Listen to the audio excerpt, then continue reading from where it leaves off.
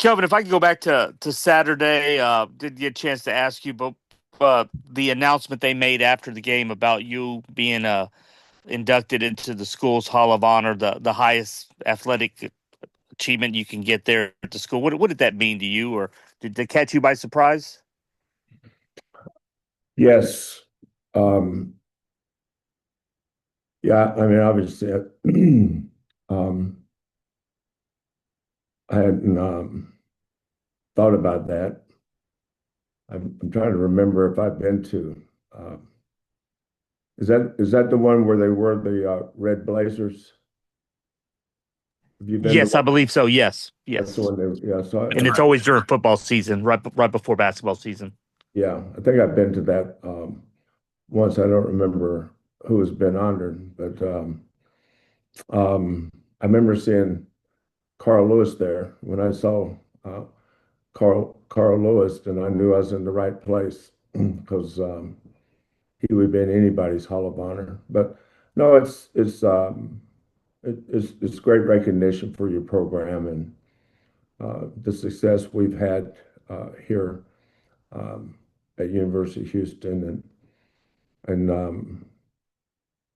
you do good, hang around this profession long time. Um, you get a bunch of awards, and I know I've had a bunch of Coach of the Year awards over the years, and um, same thing with the Hall of Honor. I would say with the other one is, um, you know, it's it's a team sport, collective effort. Um, I get that I'm the head coach, and I do what I do, but couldn't do it without a lot of people on your staff, but especially and more importantly, the players. But I recognize the honor that it is, though, Joseph, and very appreciative. Thank you, Joseph. We'll go to Chris Baldwin with Paper City Houston. Chris, please go ahead. Hey Calvin, good morning. Morning. What stands out about UCF's physicality? Out rebounding Texas Tech, committing only 6 turnovers in that game. The thing that jumps out at me about UCF, and I've watched them this in 10 minutes here, 10 minutes there on a bunch of games, is they've got something they haven't had with Fulks and Stillwell. Those two guys are really good anchors. They have winning DNA. They make winning plays. They've got a difference maker in Riley Kugel. Um, could sign it. I think you guys may have to check on this, but I think he committed to Kansas. And I know Chris Johnson uh, he committed either Texas or Kansas, might have been both. So Johnny's always had talented players, but this group has really good winning DNA. Um, I don't ever focus on one stat to judge a team. Um, I pay attention to their DNA. Not every team has players that have that, and that usually rubs off on the other guys. But Johnny's done a great job putting his team together. Um, the Bowl kid was at Ole Miss when we scrimmaged them a few falls ago. Stillwell, I really like him. Um, Burks is kind of their X factor. He's a 6'9" wing that can post up smaller guards or wings and can really shoot. Kugel, you know, it's a walk-in, give you 20 kind of guy. But they haven't had Folks has got really good DNA. He's got a lot of winner in him, and the Cambridge kid, he's been at I know he's been at some other schools. He's had some bad luck with injuries, but Johnny's got a bunch of um, transfer guys, and he's hit on all of them. You don't always hit on those transfer guys. Johnny has. He's done a good job building his team. They got good players at every spot. They're athletic, they're tough, they're long, and they're difficult to play against. Thank you, Chris. We'll go to Greg Bailey from KTRK TV. Greg, please go ahead. Kelvin, good morning. Good morning. Good morning. Yeah, just wondering about Emanuel Sharp as he closes in on this 3-point record. His confidence has always stood out. You've detailed for us the very difficult leg injury he went through. What about the way he's wired allows him to be so confident when he's out there shooting from distance? Shooters have to have short memories. I've watched him develop over the 5 years he's been with us, and it's been, I enjoy coaching our kids because I get a chance to see their growth, not just as players though, but as boys becoming young men, to becoming a man. And I've always taken pride in developing that part of him as well. But Emanuel always had kind of a quiet maturity about him. Nobody influenced him. You couldn't, like, if you put Emanuel in kind of a negative environment or around shaky characters, that would never affect him. He is his own person. He beats to his own drum beat, and it's a good drum beat. Some kids are like that, and their drum beats all over the place. But Emanuel is very independent. He's an independent thinker.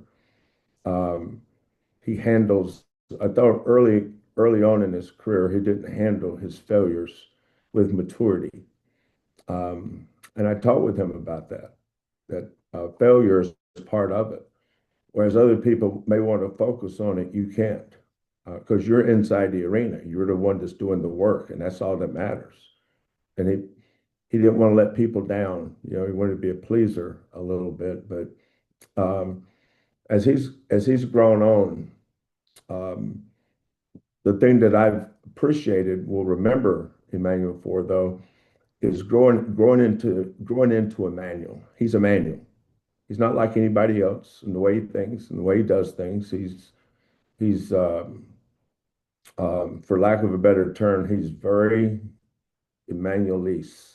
I let him get away with a few more things that I would let other guys, because I don't have the trust with them that I have with Emanuel. Emanuel knows when I'm getting on him and when I'm getting on him, but I'm not getting on him. I don't know if that makes sense. Sometimes I'll get on him about shot selection, but this is kind of an initial reaction that really doesn't mean a whole lot. He's learned how to decipher that, which means coach don't care if I shoot. He just wants me to mix and make in there occasionally. But there was a game this year. It was at Cincinnati, where I had to snatch him back. He was trying to do too much. One of my no-nos is if you're a guard and you get your shot blocked, or if you're on defense and you block a shot, those are two low IQ plays. Good players don't get jump shots blocked. That means it's a bad shot. And good players don't foul shooters because you have plenty of space on either side to run through. So, but Emmanuel's a quick learner. I think he needed to be taught how to do certain things, but you don't have to stay. You don't have to stay on Emmanuel a lot. Sometimes I have to pull his chain a little bit, but I leave him alone most of the time. He's a great senior. He's been a great warrior in this group for a long time, and he's made himself into a tremendous defender. our team is we're lucky to have Emmanuel. I'm glad they chose to come to Houston. He's been a tremendous part of our success for a long time. Thank you, Greg. We'll go to Chancellor Johnson from Big 12 Sports. Chancellor, please go ahead, sir. Hey, good morning, Kelvin. How are you? Good. Good. That's a perfect segue in regards to growth and shot selection. With Kingston and Chris coming out of high school, I imagine they had plenty of offensive freedom. When you get to Houston, obviously there's an adjustment process. What can you share about what that's been like over the past few months to where we are now for them to carve out their offensive roles and they're creating their offensive freedom, and how they've earned that up to this point? Well, with Kingston, obviously watching him in high school, um, the things I like about a kid, if I watch him play before he gets here, is the reason I'm recruiting him. I don't like what he's not doing. I like what it is he is doing. And when you have a kid like Kingston, you don't want to change him. You want to enhance and put him in better positions and get him to understand spacing and how to read drop coverage or where to go with the ball if they're trapping you out top. Um, but being able to just be a little bit more patient before you attack a gap. Those are things that they learn um, um, in the summer, in the fall. Then games start, and then it starts to make sense. That's why practice is important. But as you get closer to the games, sometimes it could become counterproductive because we're working on something that I need to see. I need to play against somebody that hasn't seen me play or knows my moves or knows how I play. Like you guys had no idea how good Kingston was. A lot of the other teams are the same way, especially the teams he saw early. Everybody knows now. But when he got here in June, um, it was clear. If our first day of practice was June 3rd, it was clear on June 3rd that he was our best player um, that day. He played better than anybody. Now Milos was out. JoJo was out. We kind of had a skeleton crew early. Isaiah was out. Khalifa was out. Milos was out. JoJo was out. Pretty much first summer session. Milos came back second summer session. But Kingston was clearly the best player on the floor the first day and was throughout the summer. But when we were recruiting Kingston, I had in the back of my mind that he was probably going to start. Um, um, it was just how we were going to work. How was I going to make it fit? And that's not something you do until you put him out there and see who's going to go where and how is it going to fit. So with Chris was um, pretty good at a bunch of things, really good at nothing. I couldn't find one thing that I said he's really good at. It's like, watching him shoot, pretty good, but not good. Watching him pass, no. Inconsistent rebounder. Typical 6'10" that wanted to be a guard. Jarris was the same way.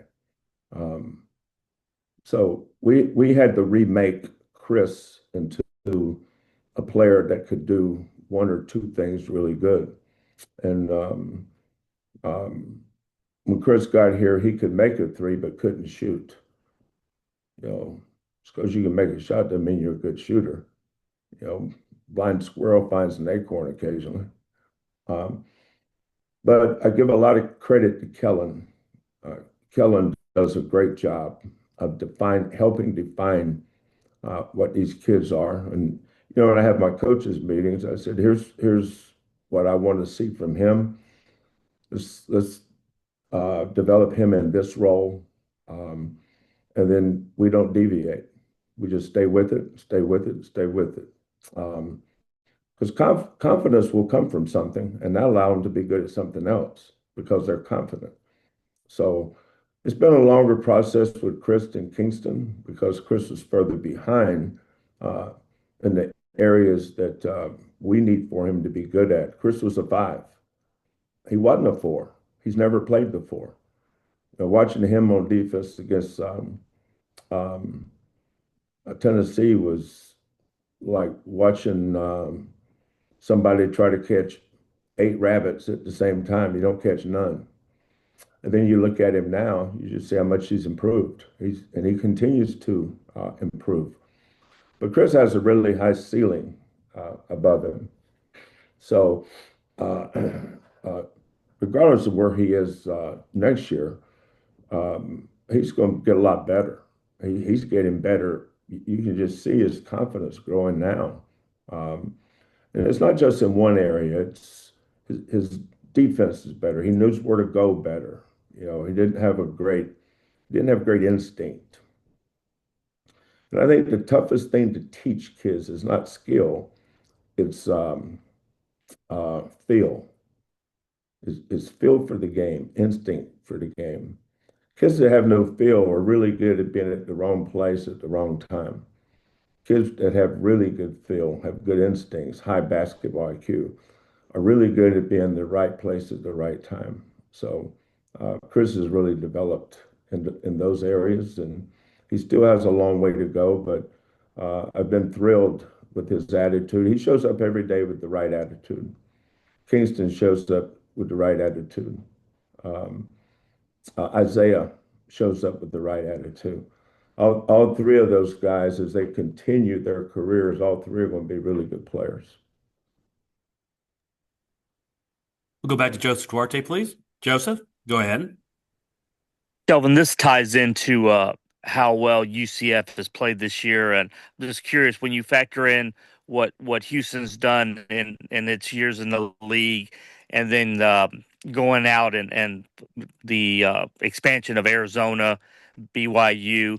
What does it say about the Big 12 that some people can debate, who's an expansion target or were the expansion target, but the schools that were added on the basketball side have really in these 3 years kind of risen to the cream of the crop, so to speak.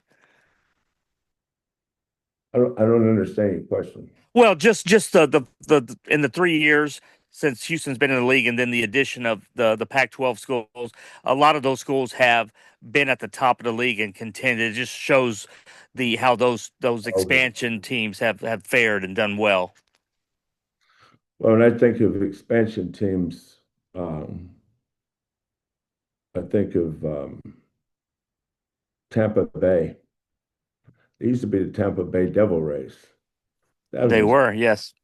um, um, let's see, who's been some other. I remember going to see Frank Howard when he played for the Washington Senators in Washington. Um,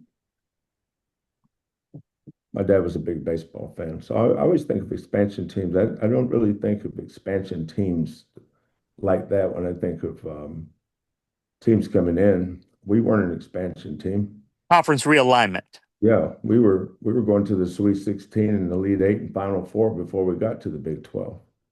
And we weren't in somebody else's tournament. We're in the same tournament they were in. So I never understood that. Um, Arizona, Arizona, uh, uh, um, I thought we could make the Big 12 better when we got here. I heard what everybody else was saying. I didn't agree with it, but I heard what they were saying. Same thing with Arizona. Arizona came in and made this league better because they were better than most of the league. Arizona didn't need the Big 12 to be a great program. They're a great program before they ever came here. The Big 12 benefited from having Arizona. Um, and then when you look at BYU and Utah, Colorado, Arizona State, those programs have been well established. Um, you know, the Big 12 didn't make us good. We were good before we got here. What we did was make the Big 12 better.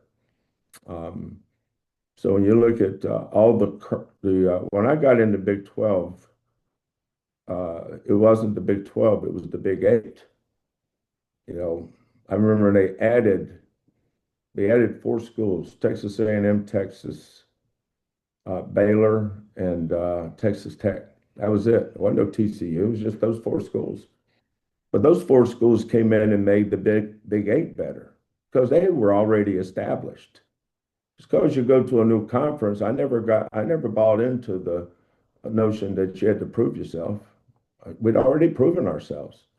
Um, just like Texas Tech and Baylor and Texas and A&M had proven themselves in the Southwest Conference when they got to the Big 12.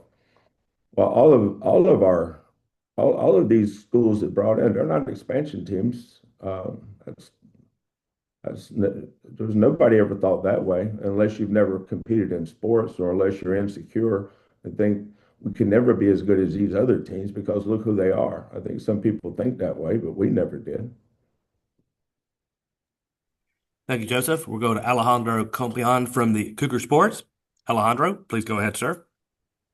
Good morning, Coach. Good morning. In the past, I think you've talked about JoJo being one of the best people or players, one of the nicest people or players that you know. And I was just wondering if you could add more to that and if there are any certain moments where that character of his really shines through. Yeah, both. He's one of the greatest human beings and one of the um, greatest, nicest, best teammates. You know, a great team at the end of the day, from my lens, and my lens is my lens. I look at things the way I look at them. The way I look at a basketball team, the first thing you have to be before you're really good is you got to be a good teammate. Here's when you know you got a great team, that you're so secure in what you do and what you bring to the team that allows you to be excited and to feel really, really good about your teammates' accomplishments. And I don't think I've ever had anyone better at that than JoJo. Uh, uh, the other night against TCU is a good example, Alejandro. JoJo, everybody likes to make fun and poke, and you know it's just what people do now. You know, everybody makes fun of JoJo because of his fouls and call him names and all this stuff. That's fine. We're used to that. But let me tell you what he did. So he picks up the dumb fouls, and they were dumb fouls, just like I make a lot of dumb coaching decisions, and that's what they are. They're just dumb coaching decisions. And I try as hard as I can not to repeat them, but sometimes I just do boneheaded things. JoJo made a couple bad fouls, but he's sitting on the bench, right? I wish I could have had a tape recorder and allowed people to listen to him and how apologetic he was and how encouraging and how he coached each member of all his teammates on the bench. If he knew I was coming down to get somebody, it's like he was giving him last minute instructions before he went out. Then somebody would come out of the game. JoJo would put his arm around him and told him they did good, and you know, just so selfless, such a great teammate, such a great kid. Um, so JoJo is one of one. Um, um, you know, he's not perfect, never going to be perfect. But I could never ask for a better team member and a better teammate than JoJo Tugler. He is unbelievably selfless. He gets excited about his teammates' success. We're in film this morning at 8 o'clock. We're watching film because yesterday was a day off, and I don't like to watch. I like to flush the previous game as quickly as I can. So when they come in for practice today, we can focus solely on UCF. But Joe has found his voice. He was when he first got here as a freshman, he didn't say nothing. I mean, he's nothing. Yes, sir, no, sir. And that's about it. Then last year, Joe was starter. He started talking a little more, but never in a film session. Never in a film session. That's kind of my domain. So this year I've noticed that JoJo's starting to talk in film sessions. He sees things that's getting ready to occur and that his teammate should have looked for prior to it happening. And just out of nowhere, JoJo starts talking. You know what? I love it. I just love it. Because he says it better than I could, probably. They probably understand it better from Joe than they would from me anyway. But when JoJo speaks, everybody listens. But this morning, he was coaching Khalifa on one of our monsters that he was late for. And Joe explained him exactly in the perfect way. He explained why he had to get there earlier, because had he got there earlier, he would have taken this pass away. And if they couldn't make the pass to this guy, then they couldn't swing it to the other guy for a three. And you just got to get there earlier, Khalifa. I just melted. I thought that was the greatest thing. That is so awesome, because now you get your teams to where you want every team to be, player-led. Teams are so much better when they're player-led rather than coach-led. And JoJo, in that moment this morning, was leading. And that's when, as a coach, you just shut your mouth, you just back away and let them talk to each other. And then there was there was two or three situations where JoJo would speak up. There's now, Emanuel speaks up, Ramon will speak up. And when it gets like that, you just kind of back up. It's their team. They're improving through their communication with each other. And there's a lot of space in between the lines that are now starting to get filled in February, which is where you want to be as you head into some really, really tough games this month. November couldn't happen. November's November. December is December. January is January. We're all kind of riding the waves then, peaks and valleys. But the ability for, whether it's Justin Gorham or Fabian, Kyler, Jamal, Marcus, Bryson Gresham, Dejan, Galen. I mean, I can go back. I've had 12 teams. This is my 12th team. But every team's been good in its own way. And it was because they were player-led teams. Thank you. You're welcome. We'll go back to Chris Baldwin, please. Go ahead, Chris. Kelvin, what have you seen from Isaiah and his desire to improve? And Anthony Goldwire was saying he comes in early a lot of mornings to work with him and look at stuff. Yeah. Well, Isaiah, I completely understand what goes behind the scenes that nobody sees with his injury, his rehab, holding him out. There's a reason why JoJo's starting to play better now versus a month ago. I can't tell you how impactful June, July, August, September are to get ready for practice in October. When you don't have those months to build a foundation and confidence. You get your confidence from your preparation. That's why I tell our kids every year, I've had a team all these years, never ever let another man take your confidence. Nobody can take your confidence. That's yours. Don't let anybody take that. But you build it up through your preparation. You work so hard and you prepare so much that a bad day is not going to bother you. Constructive criticism is not going to bother you. I got this. I'm there. We have four guys that didn't have any of that. JoJo had surgery the same week um, that he played against Florida in the national championship game. By the way, he only played 16 minutes in that game, 16:50 maybe. But JoJo, Khalifa, Isaiah, seemed like I'm missing one. But we had so many guys out. But the guys that you can tell the guys that had great summers and great falls that led to winters, they played good right away, like Kingston. Kingston had a great summer. He had a great fall. He didn't miss anything. Isaiah wasn't there for anything. That's why there is no disappointment for us and any of our kids. That's for people that don't know what they don't know. But Isaiah is on a good track, Chris.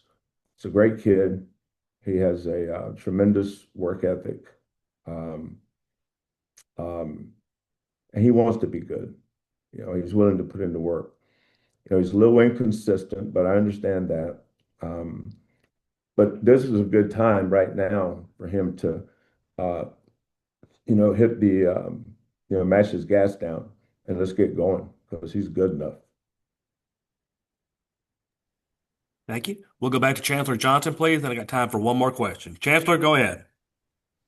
Hey, Kelvin, because there's so many dynamic and great point guards in this conference, sometimes folks can be an afterthought in some of those conversations. Just for you, when you watch him and his impact, what stands out to you? About who? Famous folks from UCF. Oh, folks. I thought you were saying folks, as in folks. Yeah. Not folks as in UCF. Yeah, I mentioned his DNA a while ago. I hadn't really watched UCF much, just like I'm sure they hadn't seen us much either. You always focus on the team ahead of you. You don't. I just don't watch a lot of these teams play really until we play them.